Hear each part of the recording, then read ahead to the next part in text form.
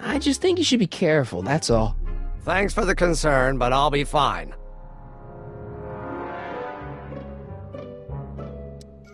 Is all this new stuff what you're showing off at the expo? Yes, it's our mental alignment meter. Mental alignment meter? I thought you were working on some sort of rocket car. Oh, the rocket propulsion system was far too unreliable, as that incident with Einstein proved. By the way, whatever happened to Einstein? I wish I knew. Anyway, I started tinkering with an alternate method of propulsion, but that was before things started heating up with Edna. Our conversations about the possibilities of applying technology to social ills pushed my research in a whole new direction. What's a mental alignment meter? It's the most revolutionary piece of technology since the cotton gin. What does it do? It reads and interprets the subconscious desires of the human mind. Why would you want to probe people's minds? Why wouldn't you? Imagine being able to diagnose mental disorders with a flick of a switch, or detect the truthfulness of courtroom testimony merely by connecting a witness to a small portable device. Your machine does all that? Not yet. Frankly, right now the whole thing's just a gussied-up potentiometer. But with years of refinements and a whole lot of investors, the MAM will be able to identify countless psychosis and neurosis, alcoholism, acrophobia, Oedipal complexes. And? And then we can set about curing them, of course. Of course.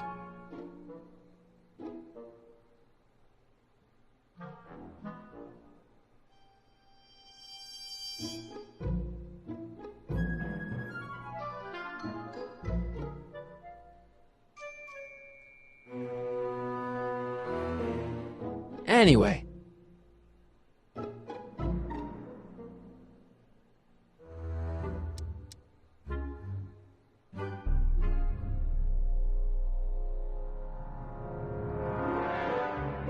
Can't believe you invented all this in 2 months.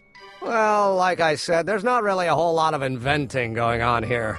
I just dressed up a $5 potentiometer with a lot of bells and whistles. But don't get me wrong, it does a remarkable job of telling whether a subject is currently liking or disliking what they're experiencing. But all the extra stuff about sorting out criminals from model citizens is mostly a bunch of hooey at this point.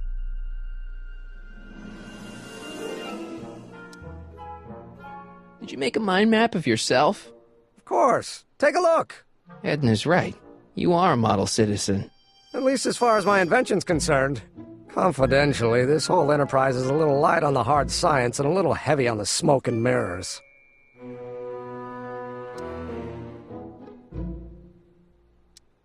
Could you tell me how this mental alignment meter works again?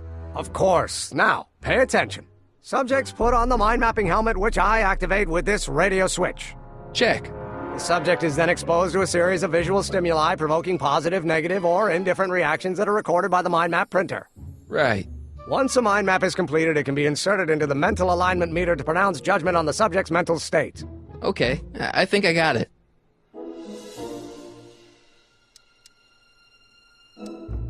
Hey, what's with the new threads? Do you like them? You look like Colonel Sanders. Who? Never mind. Edna gave them to me. She says my usual clothes don't have enough zing for a public exhibition.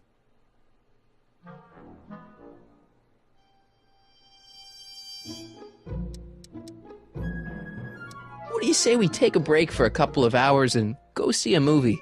A couple of hours? Actually, it may be more like 70 minutes. I haven't got a couple of hours. I still got all these mind maps to sort, and the MAM's wiring is still giving me fits, and... I get it, you're busy.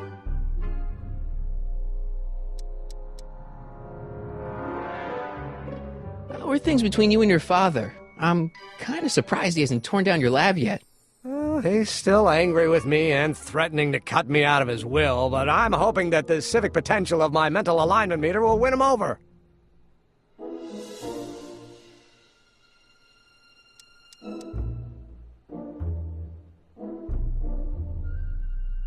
You sure you don't want to take in a movie? I think you'll like it.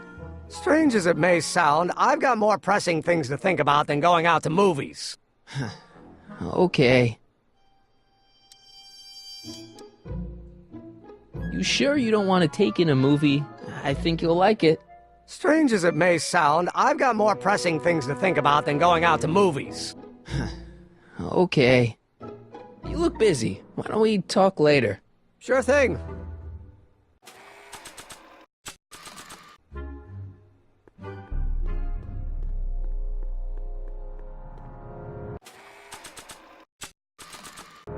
Hey, Emmett, need a snack? Desperately. What is it? Some sort of algae cake. It's supposed to be nutritious. Oh, I've heard of these. Oh, they better be really nutritious.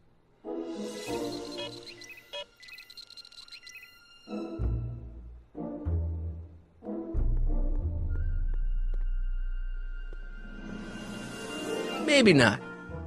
Not sure what that'll do. Nothing happened. Well, that button advances the slides during the mind mapping test. It only works while the test is running.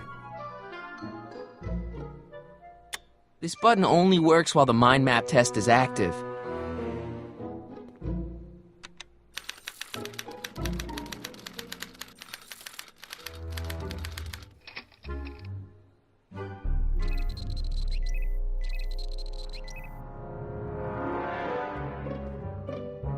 What's this typewriter do again? During a mental alignment test, it takes messages from the mind map helmet and turns them into punch cards, like the one for Mr. Tannen over there. Seems complicated. Actually, it was all rather easy to put together, once Edna gave me the idea. Sounds to me like you should be working on harder problems then. What? Sorry, I've got to get back to work.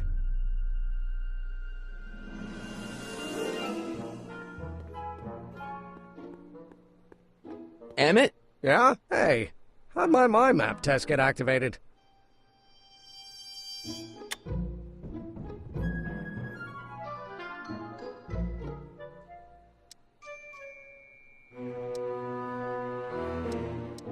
Could you tell me how this mental alignment meter works again? Of course. Now, pay attention. Subjects put on the mind mapping helmet, which I activate with this radio switch. Check. The subject is then exposed to a series of visual stimuli provoking positive, negative, or indifferent reactions that are recorded by the mind map printer. Right. Once a mind map is completed, it can be inserted into the mental alignment meter to pronounce judgment on the subject's mental state. Okay, I think I got it. You get back to work. We'll catch up later. Thanks.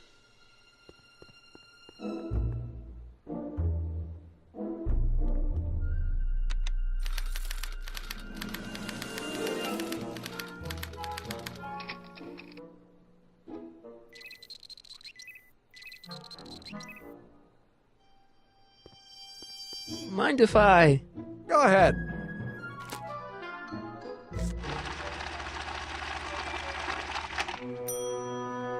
Ah, that'd be Mr. Needleman's card. I'll just put this in the stack with the other hooligans. According to Emmett, this thing prints out mind maps.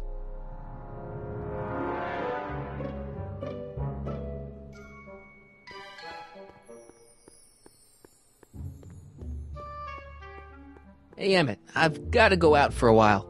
I thought Edna sent you to make sure I wasn't getting distracted. Oh, you'll be fine.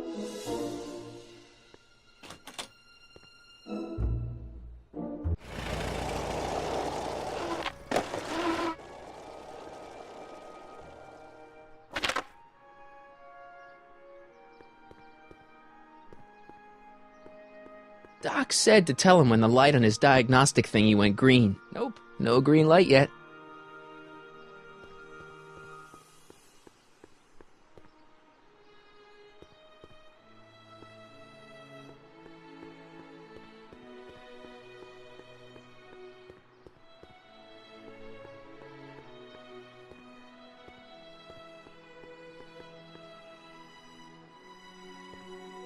Pleasant dreams, Hill Valley.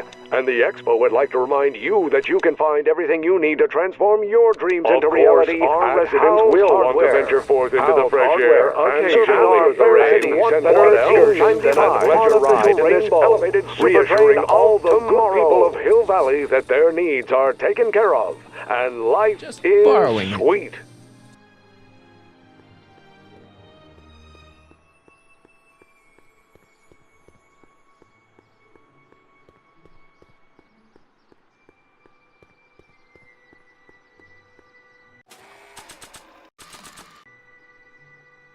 If this were a real diamond, I could use it to cut that in two, but it's not.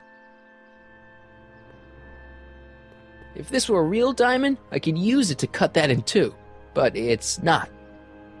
Nope, no green light yet.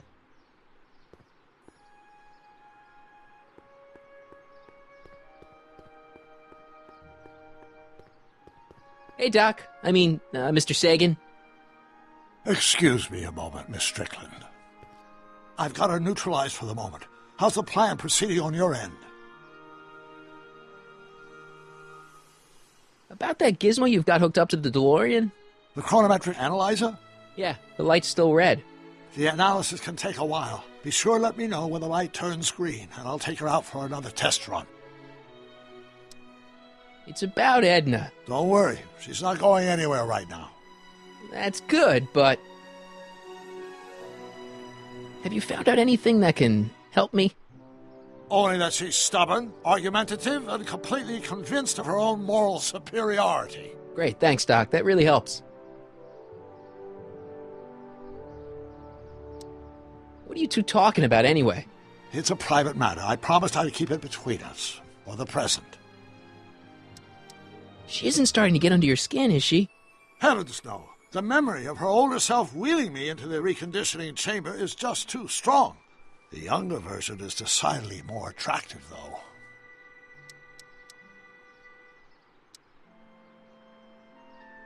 She isn't starting to get under your skin, is she? Don't worry about that. Emmett Brown has sworn off women. Not forever, I hope. On another subject... Less distasteful, I hope.